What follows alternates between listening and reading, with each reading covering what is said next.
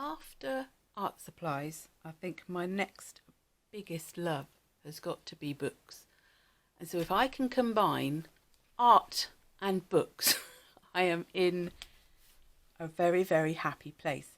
So today I am going to be using a colour palette, but I didn't want to just create something totally from my own head. I have these fabulous books by Anna Victoria Calderon, and I want to do one of the exercises from the textures book using these stripes, but I might also have a little look through the colour book for some colour inspiration alongside my colour palettes.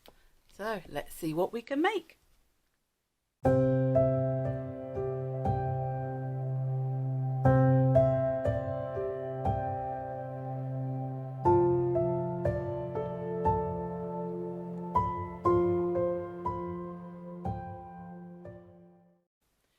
Okay, so hi everyone, my name's Jane. If you are a returning visitor to my channel, thank you very much. I really appreciate your continued watchings, is that a word?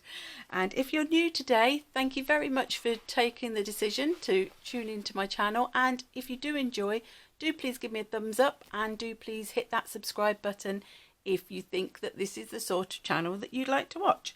Now I have chosen a colour palette, and I've also identified in the Colour Harmony book a sort of another a page that sort of coordinates with it. Now I'm not going to go directly in depth with this book because I do feel it's a little bit unfair if somebody is selling a book that I would give away all their content on my YouTube channel. So I will do a vague idea of what the activity is in here, and then I will be putting my own twists and turns on it and using it as a guide rather than an exact copy, because I think that if you want an exact copy, then obviously going to her actual book would be the right thing to do. So I'm going to be doing abstract stripes, and the first thing that she says is to choose a cohesive colour palette before you begin.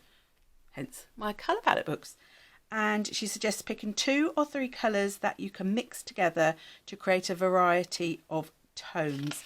And then there's going to be some sort of just drawing out of the colours, mixing colours, adding pattern to create this beautiful sort of abstract stripe design. So I am going to put that to the side so I can still reference it for myself, but that it's out of the way. So I did a colour palette, a wintry colour palette recently with the icy colours, and I still want to sort of stick to that winter sort of vibe because I'm sort of trying to use these in that way. But I've picked out this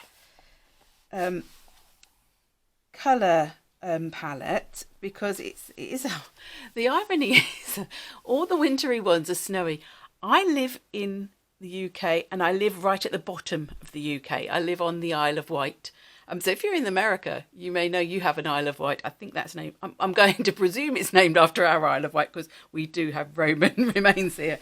But we are not a very cold part of the UK. We especially as we're an island, we don't actually get a lot of snow. We are sort of protected by that water around us, that water barrier. So I think that's why I'm naturally drawn to snowy scenes, because it's not something that we're particularly used to. But I'm sure that if you are used to it, then you can sort of, I can't even think of the word, that this is something familiar to you. And if you're not used to it, then it's something nice and different. But there's 6 colours on this colour palette. I just want to pick 3, so I'm debating whether I want to sort of go with those 3 or those. I'm tempted to those. These are, I have to say, I either tend to go with my blues and my greens, or I do go for very warm colours. And I know that it doesn't, if I choose those 3, it's not exactly sort of replicating this vibe, but they're obviously colours they picked from because of the lights and things like that. And they appeal to me. I mean, my last piece was very blues. I think the one before that had some blues and purples in. So I thought this would be a little bit different. So we'll go with the sort of, it's like a, oh, what do you call it? It's not a bright, it's not a lemon yellow. It's more of a Naples yellow. Oh, which means I could use my core because I have got a Naples yellow. They might be quite fun to do with the stripes as well, especially if we do some wet on wet techniques as well. That might be quite nice. Then a sort of a more muted, they're muted versions is what I think I'm trying to say in a very roundabout way. Orange, and then this sort of like dark plum, maroon, burgundy type colour as well. So that I think they would be really nice. So I think I have got, I've got Venetian red. I'll get my palette, my bigger palette. I have got my smaller one, but I'm just thinking here I've got Naples yellow, which would look really nice. We've got Pyrrole orange, which is a bit bright, but if we're doing colour mixing, that could work. And then we got the, I don't think that is that Venetian red? I can't remember. Venetian red, that could be the Venetian red. It's a bit more browny than this one, but I quite like, I think those three might be quite a nice combination. So we might go with those, do a bit of colour mixing. But in this Colour Harmony book, which is from the same lady that does the textures one that we're using, I found this one, this spread that she's done based on this photograph with these colours, and that was her artwork. But I thought some of the colours in here were very reminiscent of those ones. So like she's done a whole colour palette, so I thought it'd be nice to start with making a sort of a colour palette on one side of the page, using like mixing the colours, seeing what different colours we can create, and then moving on to the actual abstract sort of, what do you call it, tutorial, exercise, that's the word.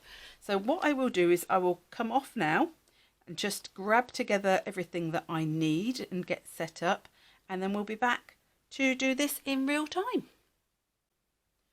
Okay, so after looking at that palette, I decided that I actually needed another palette. Now this is one I bought. I bought it from Crafter's Companion. I have seen it online through other sources. Now, I do not believe this is ceramic, the one I have. I do believe it is a very heavy based plastic, but it will do because I wanted all the different wells really to be able to mix the different colours. And rather than using out of the palette there, I thought I'd actually get the little tubes of colour and squeeze them into here so I can do my my swatches first and my colour mixing. Now I am using, this is the Canson cold pressed Saunders Waterford paper journal. It is 300 GSM, it is 100% cotton, and it is a cold pressed. I was going to see if it said something else. So I have gone to my next page. Now this is a page that is on my channel somewhere. Can't remember. It may be when I did my Rosa Gallery painting swatches. So that's from that. So I'm going to do my swatches on the back. I'm hoping that's not going to go through. And then we'll do the actual striped exercise on that side. So we'll start on this side though. It's a little bit of buckling because obviously it's got the paint and it's got acrylic paint and it's got collage on the other side, but I'm hoping that that will be okay. So I've got out the Naples yellow, the transparent Pyrrole orange and the Venetian red, and I'm just going to put a little bit of each into here. So let's go there. And we'll start off with, we'll swatch out the pure colours, so to speak, and then we'll do some mixing to see what different shades we can get, because that is my aim for this year, is to get much better at using colours together, using, you know, mixing colours and really having to play around with what different sorts of things you can do with colour, which I think is quite fun. Now these are all should work nicely together because they are all, what is the word I am looking for? Harmonious. Harmonious colours on the colour wheel, as in they are next to each other. So I've usually have my big water tub, but I've gone for this today. So I'm going to try to remember that's my washing off water. This is my adding if I need water to pick up colours. So let's start off with a bit of a swatch of the red, the Venetian. Oh, oops. I shouldn't have done that, but there we go. So, oh, we need a bit more water than that, don't we? So we've got a swatch. I'm not trying to do this super neatly. Let's get a bit more water. Just trying to get a sort of a colour swatch down, just so we can compare the colours, have a look at the colours, see what mixes we can make. So that's our Venetian red with a lot of colour. I feel that I should have put a lot less colour and a lot more pigment, a lot less pigment and a lot more water. So let's just take a little bit of the orange and do this one. That's better. That's the orange. This is me just trying to get colours down now. I'm not trying to get any effects with this or anything else. I'm just trying to get some colour down. So I'm going to have to move them slightly, I think, to get my arm in there. Right, so there's the... So in the book, she's done a massive colour swatch. I'm not going to do loads and loads of different colours. I'm just going to do... I'll probably get 3 more rows in there. I think that will be quite sufficient. Let's now mix a bit of Venetian red. Let's go in order. Oh, that water's getting very dirty very quickly. And we'll have a bit of Pyro orange. So let's mix those together. See what we get. That's a nice colour. Like I say, these should all mix beautifully because they are all, you know, next to each other on the colour wheel. So and I'm going to leave these all in here and then they can be used. Let's do a bit of Venetian red. Oh, you know, I just put that in the wrong one, didn't I? That was always going to happen. Venetian red with a bit of Naples yellow. See what we get. Maybe have put a bit too much Naples yellow in. Let's get a bit more Venetian red back in there because I think that's just going to be a variation of a Naples. That's a bit better. Let's go see what colour we got here. Oh, okay, nice. Right, let's go with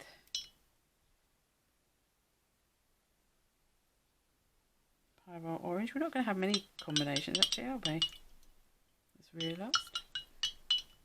So if we put different amounts in with a bit of Naples yellow.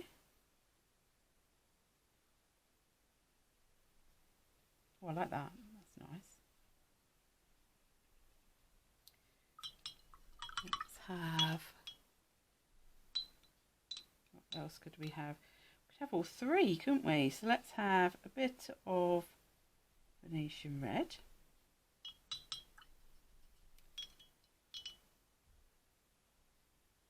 A bit of Pyro orange. And a bit of Naples yellow. See what we get. So we're getting different shades, different tones here.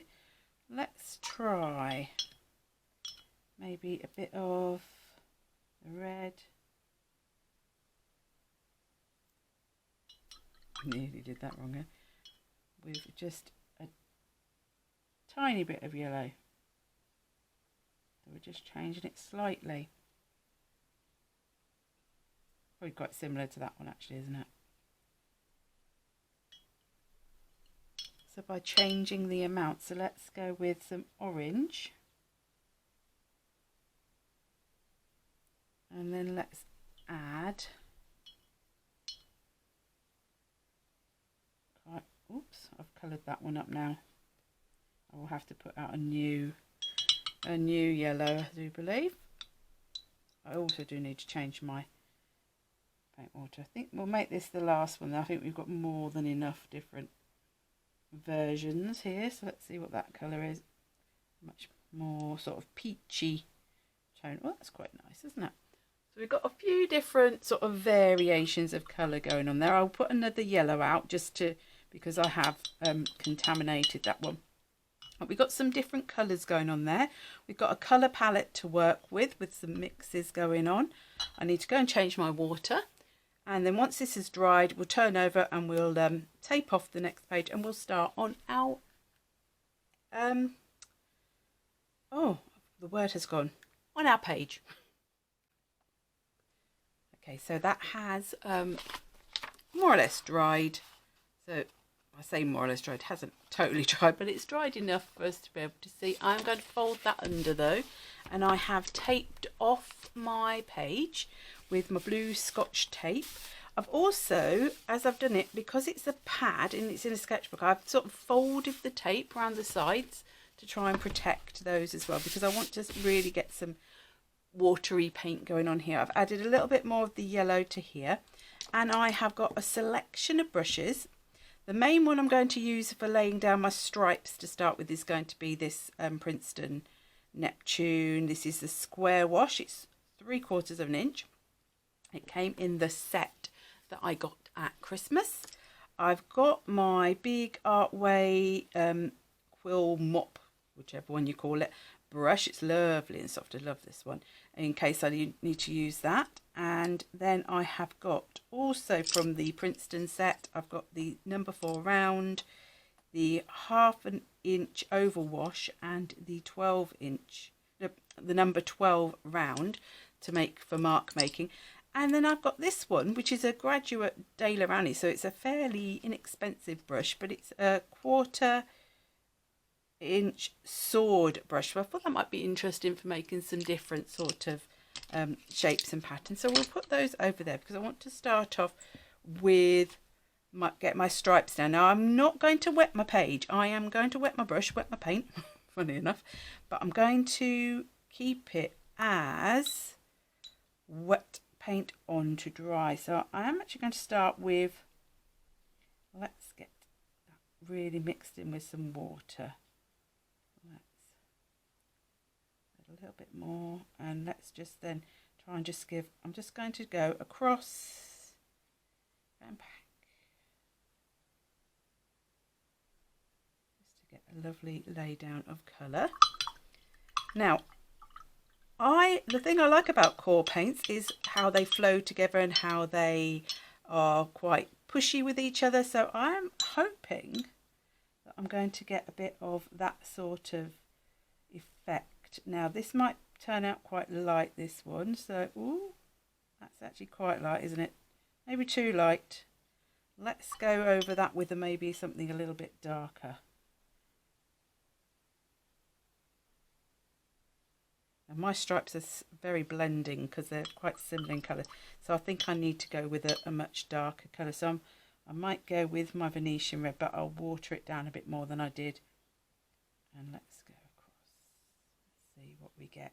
Hopefully it'll start. Oh, look how it's blending up into the colours there. That is lovely. It's very desert-like, isn't it? I might do a really sort of thicker line of, what shall we go with? Maybe the orange. We have a bit more. Oh, we need a bit more water. Use a bit of that water. Let's go with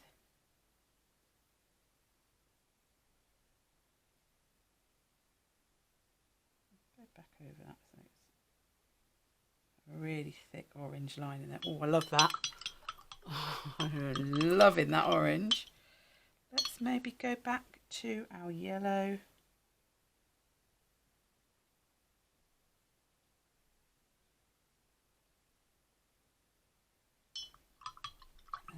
Let's mix. Let's do another bit of mixing. So let's a bit more of that. And a bit more of perhaps the yellow there. Get this another colour.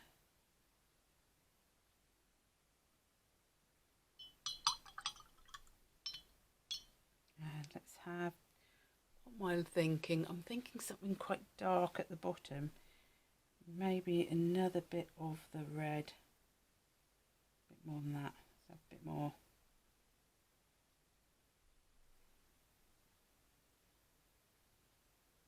Now, oh, look at that there. Now, whilst it is still wet, some of it I think I want to add some different marks onto. Excuse me. So I'm thinking while it's wet, maybe we can do some lines down on this one. Because this is meant to be sort of like a experimentation, or not an experimentation, but you know, an exercise to practice with your brushes, an exercise to practice with, you know, your mark making, how the paints act when you put a wet paint into another wet paint and a dry into dry. Let's go with the 12. Let's do something like maybe the yellow. Let's see what happens if we just drop some of that into this red at the bottom. See it spread. That's pretty, like that. That's really nice. And we'll do one more where it's going wet into wet. We'll go with the thinner brush, and we'll go with, or should we go with the red again? There's a bit more water than that on there. Maybe just some, oh, I want to do some stripes. I was going to do it over the orange, but I don't know if that's a bit, oh no, nice. I was going to say it might be a bit of a long way to be doing my lines, but that's fine, that's fine. But this is a really nice way of just practicing in a really sort of relaxed, but you're still creating something, you're still creating something pretty. You know, not all art has to be pretty, but if that's a thing that, you know, you want what's in your book to still look nice even whilst you're practicing.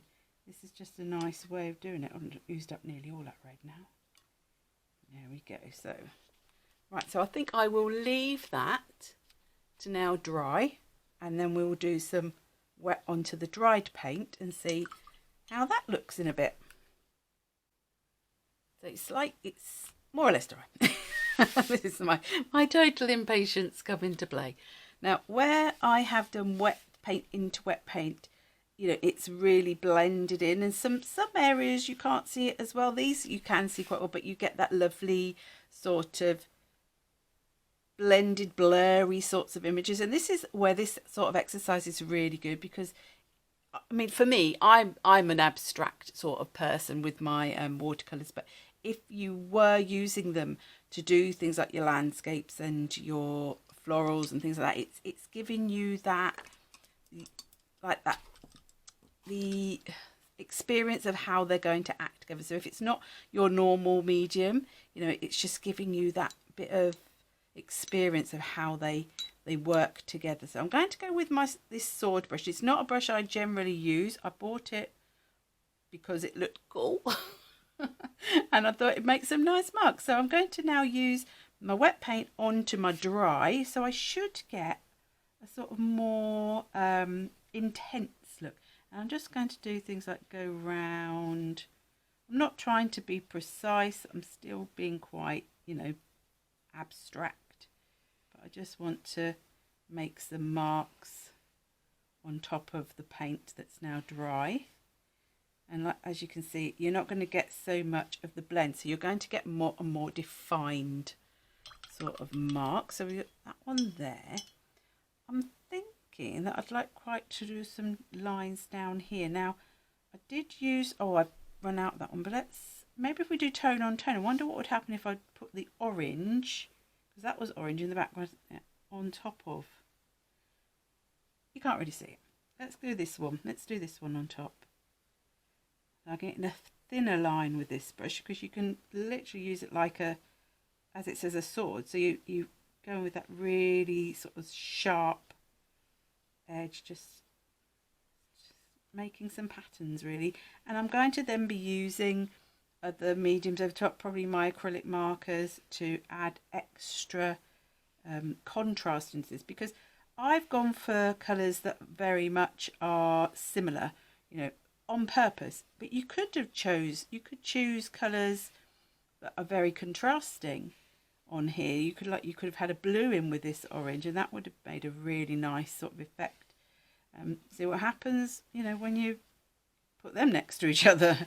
But there we go. So some extra lines on there, so that's a little bit different. What else have we got? We haven't got any dots or anything, have we? So let's go with some, maybe some orange dots on the yellow. So if I go, oh no, let's do them, let's draw them a bit, as in, you know, let's actually make them more round rather than just dotty. Like I said, now we're going over the dry paint. You're going to see it as a different effect than the wet onto the wet. But it's really fun. It's just a really mindful as well. You're not trying to create something that looks like anything. You're just like using the paint, getting used to the paint, getting used to what they do. I'm running out of that colour. I think I'm not going to worry about adding any more, because I don't want to put another load in here and then it's you know, something that I've then got to have hanging around. And so let's just have those ones there. And we've got sort of like this, where the red was, the Venetian red, and then the orange, it sort of blended up and made like this wibbly line. Let's see if I can go along that maybe with one of the, I don't know whether this will show particularly, but just to emphasize that. And again, along here where there's this line, let's just make some extra sort of lines in between the colours to define some of them a bit more.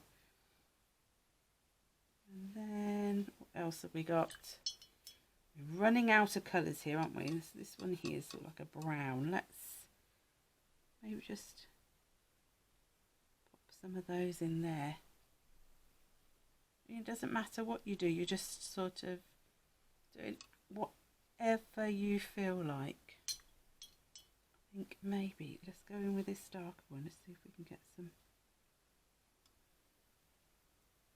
colour in there. That's not really showing up. Oh, did a bit more there. I think I've done sort of things on every line. I feel like I maybe want to just go around the other side of those to make them more of a sort of a leaf shape.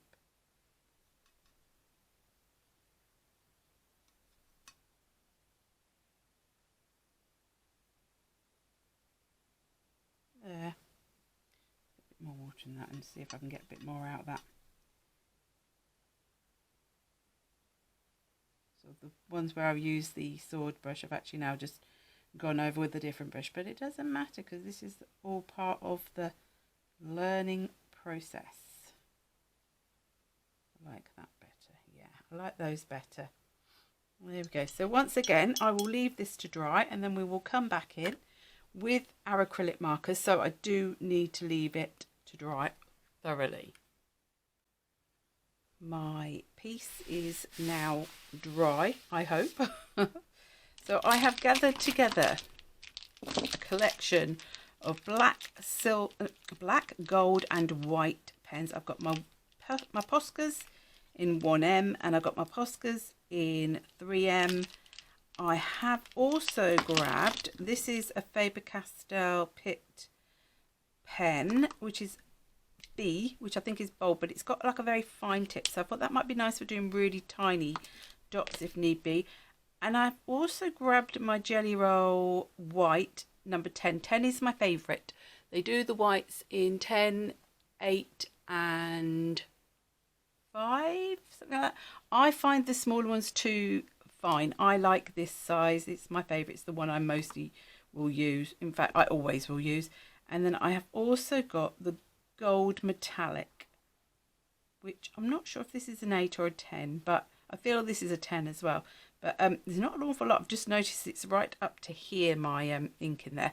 So I don't know how well these will work on the watercolour. I tend to use my Jelly Roll pens on alcohol marker colouring. I don't tend to use them on watercolour. If I'm using pens on watercolour, I tend to go for acrylic markers because I find they work better. Or something like my Faber Castell, which is India ink. So for example, yeah, that's fine. So if I wanted to do little dots, I've sort of started, so I need to finish now, don't I, with this? So I've started with some, we won't have little dots in all of them, we'll have them in every other one.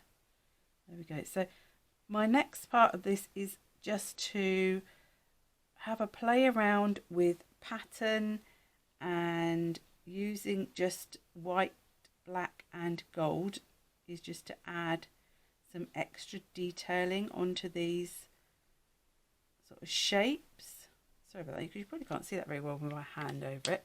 So things like, now I will maybe use my white pen. I'm going to have to give this one a good shake. This one's getting quite old. And I find the white of the Posca is the one that really does require some work to it. So let's go around these shapes. So drawing around the shapes, adding patterns to the shapes. It's just whatever, you know, you feel like. So again, it's very mindful. It's just doing whatever comes to you in the moment. So if I've got like this line here, I might want, oh, like I say, my pen is getting old. Just go along the bottom of that line. Should have started. I always have to think about the fact that I'm right-handed and that maybe I should start, you know, away from where I'm going to be going. But like on here, I might just put some little dots going down. I do tend to revert to dots, I have to admit. I have to really make myself do something other than circles and dots. So I will now really attempt to do that in a second, once I've done these ones. So it's adding in a bit of contrast into your patterns now. So let's do some zigzags going up here. This is sort of very Aztec-y. I think the colours are very Aztec-y as well, aren't they? So let's just do some. I'm sort of doing one and then missing one. Let's do one, miss one.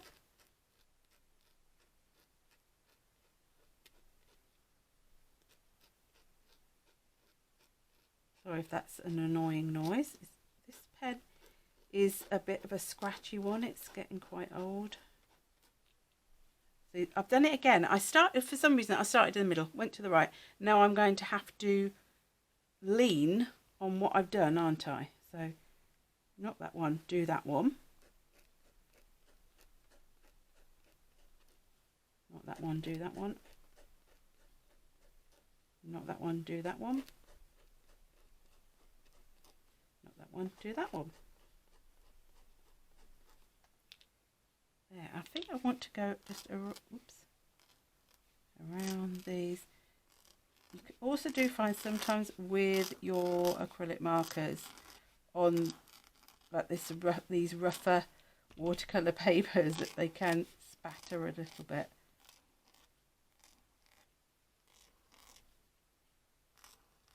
If I skip a bit, I'm not worried. It's just, you know, a pattern.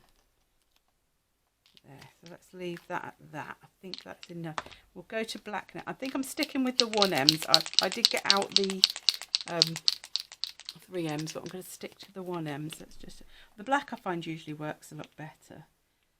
So what do we want to do? Do we want to do something extra to these? Let's do some dots going around the pattern that's what we did with the white line. Now the black always adds a lovely contrast, and I know that in, you know, some art circles you're never meant to use black in like your paintings and stuff like that. Well, I think black adds something dramatic. It's there, let's use it.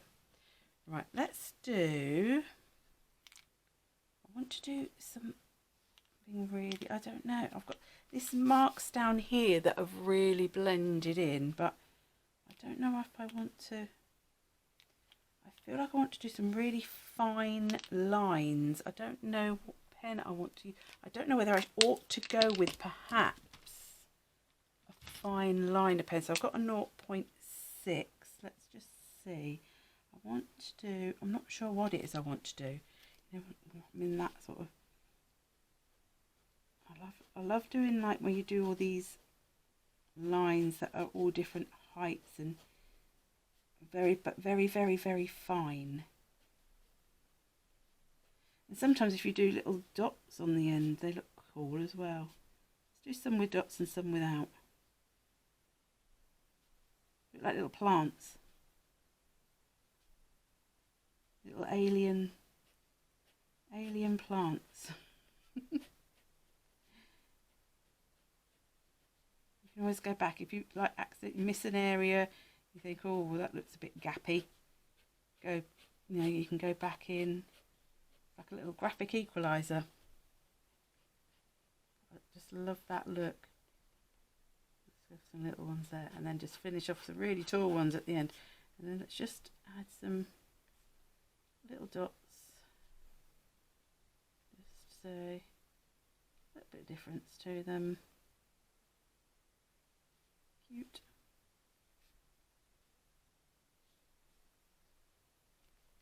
Now I feel like it needs something down here. I wonder if we just do some to echo what was there. I like that. Let's just go mad. And then, oh, we could add some more white into that. Maybe like,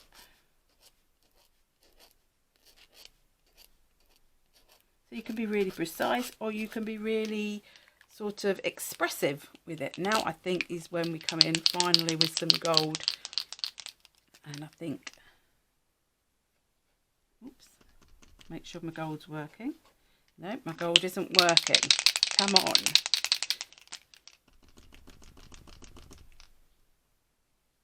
Right, let's see. Oh, it is working. I think it's just very, no, it's not working. Let's go with the thicker gold then. Let's see if this one works better. Oh, this is very much thicker lines, but, you know.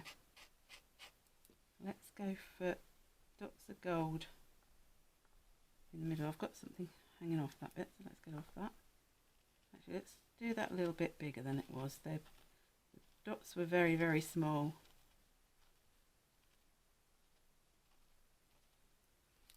Let's have these in here. I think gold is usually, I would say, your finishing sort of touch. It's, you know, when you like people put gilding on the end of a process of making something, it's almost like that luxurious end step. But you could go, you know, I'm stopping fairly, I'm not going too mad. I don't want to do too much on here, but you could, you know, easily go on and on, make lots and lots of mark making on here. It's also good just for your, you know, getting your hand and eyes working together. That sounds a bit odd, but actually, you know what I do want to do, I think, is just go around these. I feel that they need something just to distinguish them a little bit. And this is the thing, you can go back in. I could decide this is finished, close the book, come back tomorrow and go, actually, I want more. That looks like a bit. Now, these are the seed pods underneath the ground, and those are the plants coming up. You can make whole little stories up about what you've created and, you know, what it is. I do feel like I want a bit of black in here, though. just a dot of black in the gold. And I think I'm going to do the same at the top. I just feel that the black just brings everything out and brings it together almost. But like I say, if you don't like the black, don't put black in. If you don't want to do as much pattern, put less pattern. Don't have to do the patterns. You could just do the watercolour side. You know, it's all... Let's go around the gold. You can do some real intricate patterns on. I am very basic. There are some fabulous people on YouTube who do some amazing sorts of see, I'm getting carried away now, patterns in abstract work, like really layered, and you know, that go on and you add layer upon layer and they look like fantasy worlds, but that's just not really me. So let's take off our tape, and this is where I always think, no matter what you've done, if you put tape around the edge, it looks cool when you take that tape off. It looks like you have made a work of art. And for some people, that might not be their cup of tea, but it's not meant to be, it's not hanging in a gallery. It's in my sketchbook. It's for me to play with my products, to practice with my products, to get used to them, to feel, you know, how they handle, what I can do with them, what I can layer on top of them. And the more you do that, the more you will have confidence to get your different mediums out. And I have a lot of mediums, I'm not going to lie, because I just love the colours, I love the feel, I just love everything about them. But just to use them, and when you do something sort of quite mixed media, that's when you can really bring all those different things in. I don't know if I can bring it up a bit more so you can see. I hope that you enjoyed watching that, and I hope you have a go. And let me know in the comments, you know, is this your sort of thing? Do you like doing abstract? Do you like playing around with your mediums? Or are you more of a sort of a fine artist? So you like to create things that look like, you know, that are realism? Is that the word? I feel that that is the word. But, you know, let me know, because I'm always interested in what other people like to do. But I mean, I love looking at people doing paintings of beautiful flowers and landscapes, but it's just, I know it's not what I'm sure if I put enough effort into it, I could probably have a go, but it's not what I want to do. I like just to really just be very, very abstract with what I do. It suits my sort of crafting. So thank you ever so much. If you did enjoy, do give me a thumbs up. If you're not already subscribed, please do hit that subscribe button. If you want to be notified, then I do believe you hit the bell. I don't know if it works. I presume it does. And until next time, thank you very much, and I'll see you soon. Bye.